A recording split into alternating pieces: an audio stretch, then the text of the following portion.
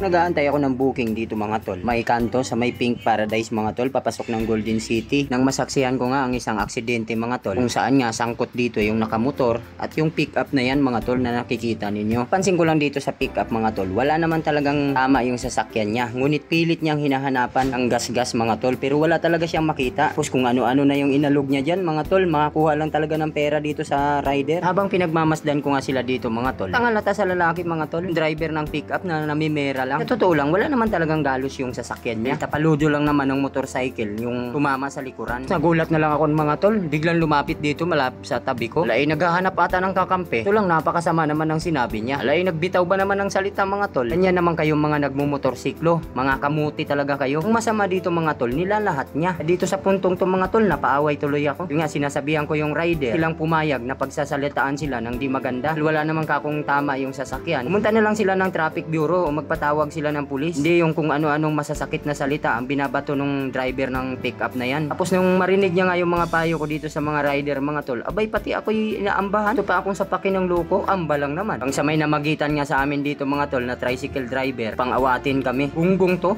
Nung nakaraan nga binangga ako ng kotse. Nilalahat ko ba kayong mga driver? Disgrasya yan, walang may gusto niyan, tandaan mo. At ang disgrasya, walang pinipiling lugar at oras yan. Sa susunod, wag mo kami nilalahat mga rider ha. Hindi lahat ng rider kamuti sa daan. Kupal ka rin no boss. Paamba-amba ka pa. Ang sexy mo pa naman.